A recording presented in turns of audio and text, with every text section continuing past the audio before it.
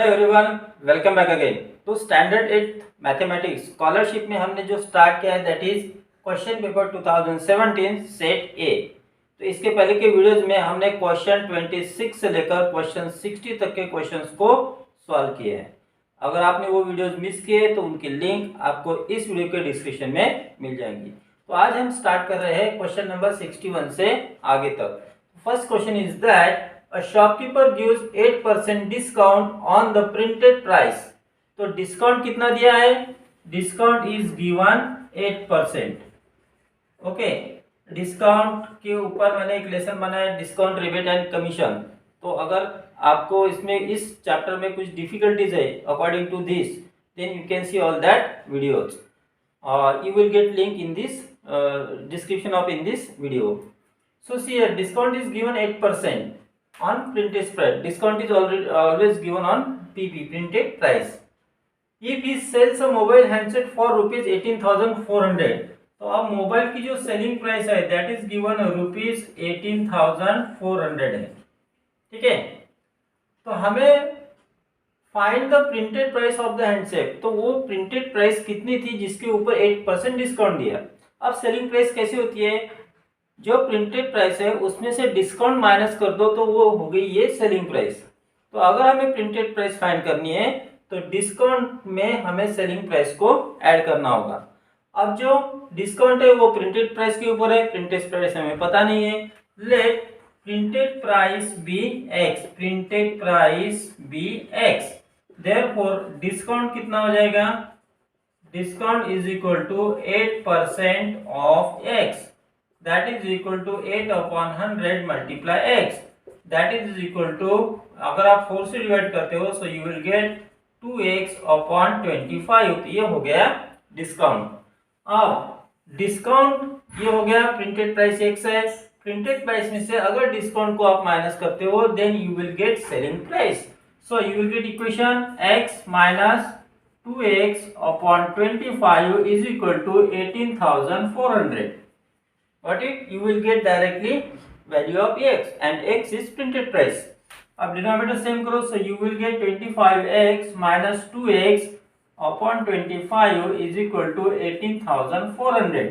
So you will get here 23x upon 25 is equal to 18,400.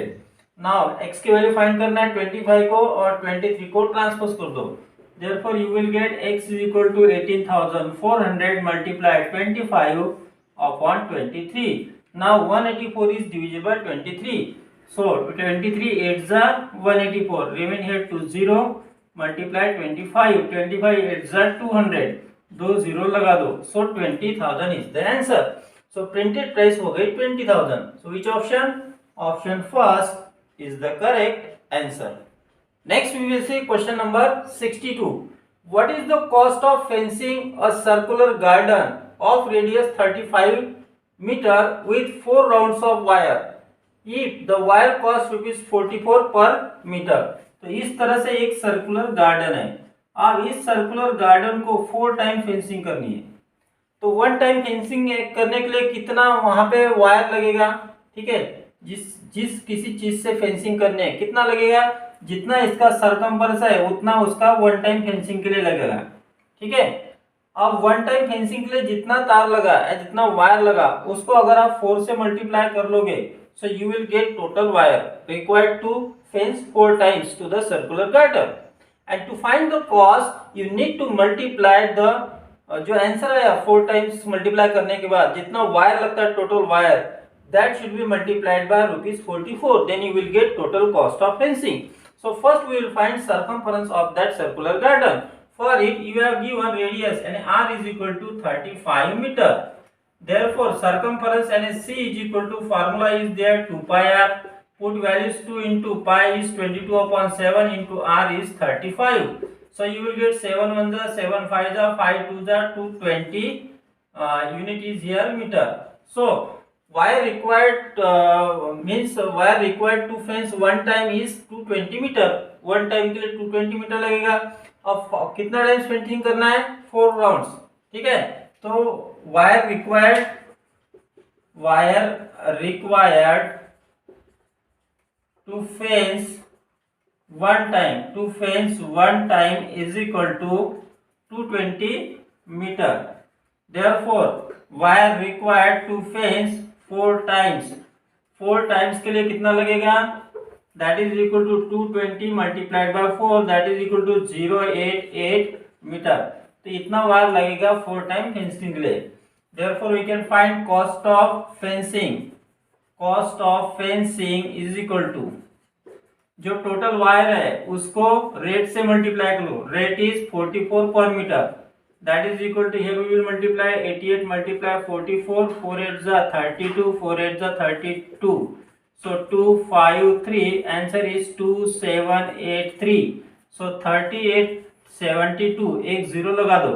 So 38,720 rupees total उसकी cost लगेगी. So which option? Option first is the correct answer. Next we will see question number 63. The square of side 12 centimeter is cut on the diagonal. एक इस तरह से मान लेते हैं कि ये एक स्क्वायर है. This is a square with side 12 centimeter. So this is 12 and this is also 12. All angles are right angle. Okay.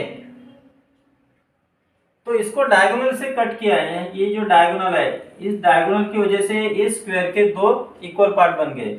All these sides are same and all angles are right angle. आगे क्या है, find the perimeter of one triangle. तो यहाँ पे हमें one triangle का perimeter find करना. You know that perimeter of triangle is sum of all sides upon 2, a plus b plus c upon 2, where a, b and c are sides of triangle. तो जब तक हमें तीनों sides नहीं मिलेंगे हम इसका एरिया फाइंड नहीं कर सकते. So you know that, sorry, perimeter find नहीं कर सकते. So to find the perimeter we need to find first this length of this diagonal. You see here this is a triangle. अब इस में यहाँ 90 डिग्री है तो ये राइट एंगल ट्रायंगल हो गया. राइट एंगल ट्रायंगल में ये हाइपोटेन्यूज है, तो हाइपोटेन्यूज की पहले हम वैल्यू फाइंड करेंगे.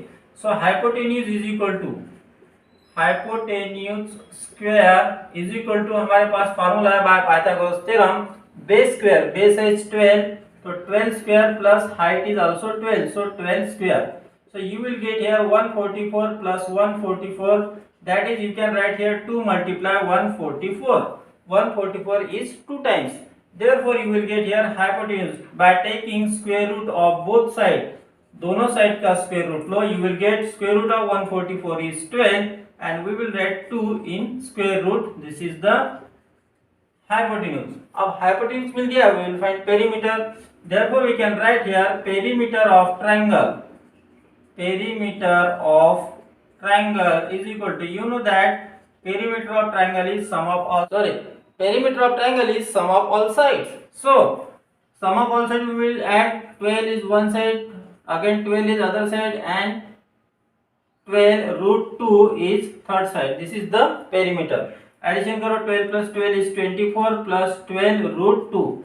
Now we will take common 12 from these two. Okay, so 12 common अगर लिया तो यहाँ पे बच गया 2, 12 2 जा 24 प्लस 12 निकल गया यहाँ से, यहाँ पे रह गया रूट 2 यूनिट रहेगा centimetre. So 12 in bracket 2 plus root 2 centimetre is the perimeter of the one triangle. So which option? Option 2, no not 2, option 3 is the correct answer. Next we will see question number 64. Find 7.5% of 1730. यहाँ पे चार option दिए, हमें दो correct answer को choose करना है. So first I will write here 7.5% of 1730, that is equal to 7.5% means 7.5 upon 0.5 upon यहाँ पे हो गया 100. Percent means upon 100 multiply 1730. Now 0 0 get cancel. अभी देखो यहाँ से हमें डेसिमल पॉइंट हटाना है, so you will get 75 upon 100. 7.5 को कैसे लिखते हैं हम? 75 अपॉन 10, डिनोमिनेटर में 10 आ गया, यहाँ पे 10 ऑलरेडी है, 10 इंटू 10 100 हो गया, इंटू 173. अब न्यूमरेटर की मल्टीप्लिकेशन न्यूमरेटर के साथ करो, सो यू विल गेट 173 इंटू 75. 5 3 जा 15, 5 7 जा 35, 5 1 जा 5, ओके, 7 3 जा 21, 7 7 जा 49, 7 1 जा 7. So answer is 57921. So your answer is 12975 upon 100. We will write it in this way. Put decimal point from right to left after 2 digits.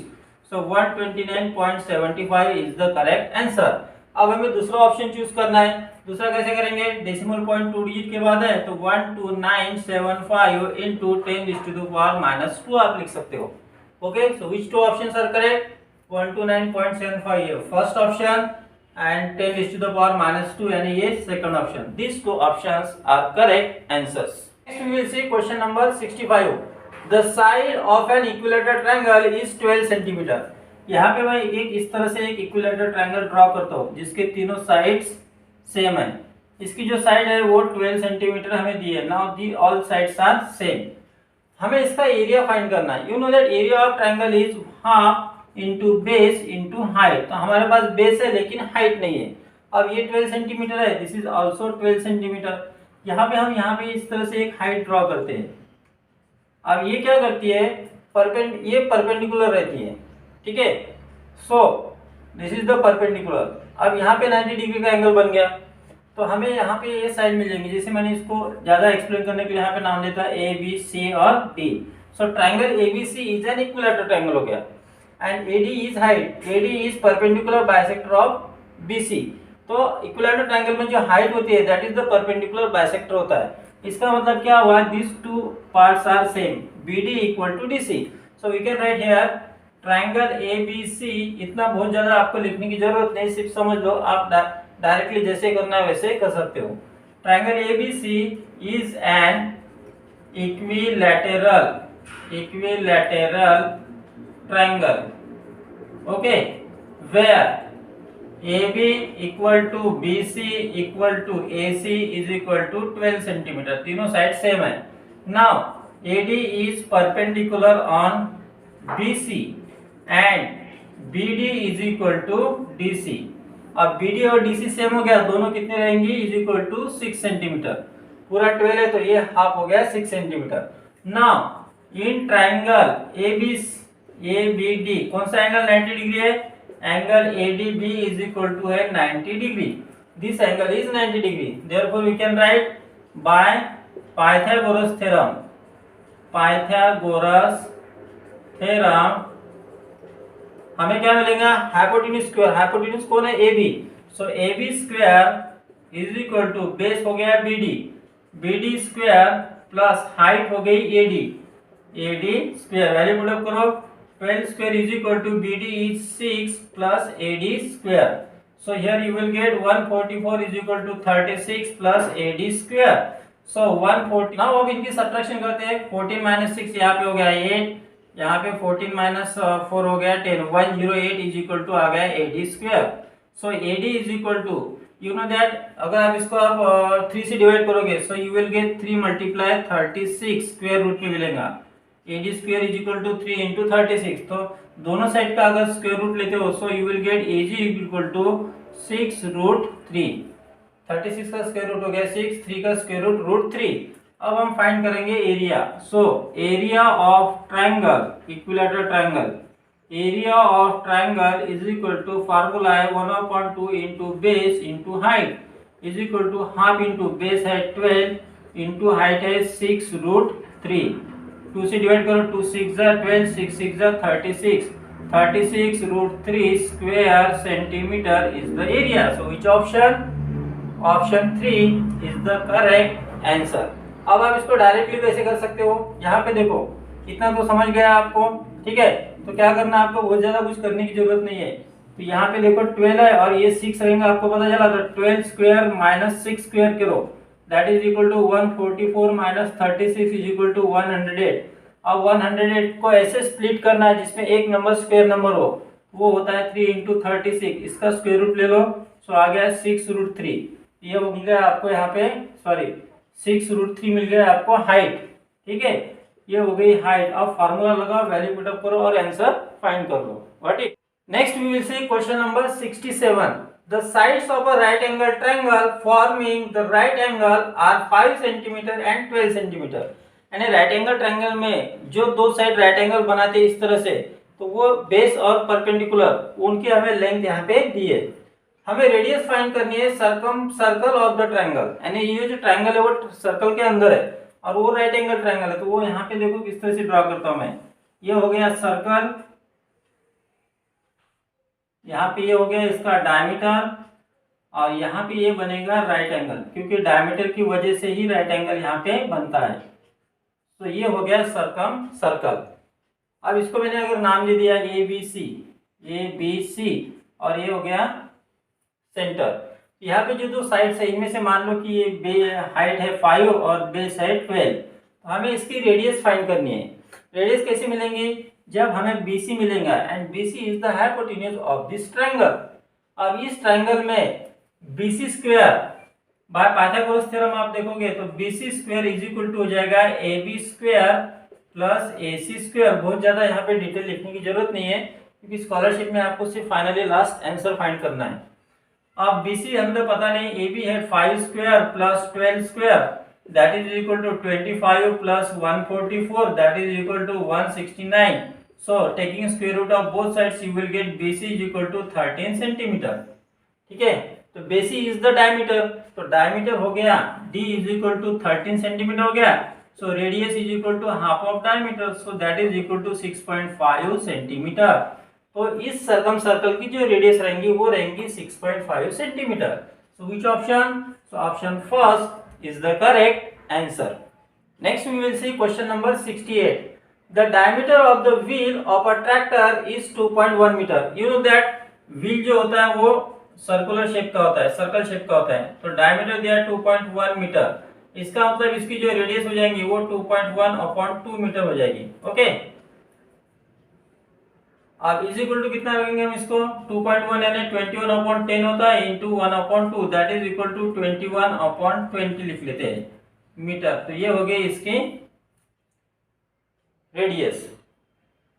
If the wheel complete 250 rotations find the distance covered by the wheel. तो 250 rotations में total कितना distance cover होता है? तो 1 rotation में कितना distance cover होगा? जितना उसका सर्कमफरेंस है। और सर्कमफरेंस का फार्मूला हमारे पास है 2πr है या फिर πd है। ये दोनों फार्मूले से कोई एक फार्मूला आप यूज कर सकते हो। तो रेडियस फाइंड करने से अच्छा है कि हम क्या करते हैं, πd का फार्मूला यूज करते हैं। ठीक है, so circumference is equal to circumference of wheel. ये इतना ज्यादा नहीं लिखा आपने तो भी चलता। Circumference of wheel is equal to है फार्मूला πd। पाई की वैल्यू हमारे पास है 22/7 इंटू 2.1, 7 से डिवाइड करो 22 इंटू 0.3, तो ये आ गया 6.6 मीटर। तो ये हो गया इसका सर्कमफरेंस, यानी एक रोटेशन में इतना डिस्टेंस कवर होगा। So I will write here distance covered in 1 rotation. Wheel का जब 1 रोटेशन कवर होता है तो 6.6 मीटर डिस्टेंस कवर होगा।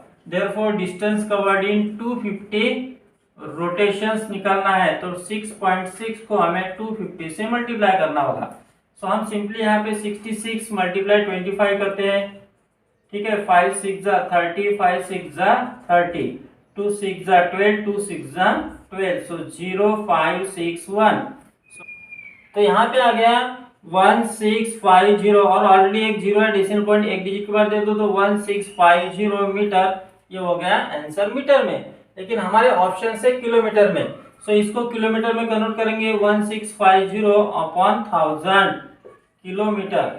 0 get cancel, put decimal point after 2 digit, तो 1.65 किलोमीटर इतना डिस्टेंस कवर होगा। So which option?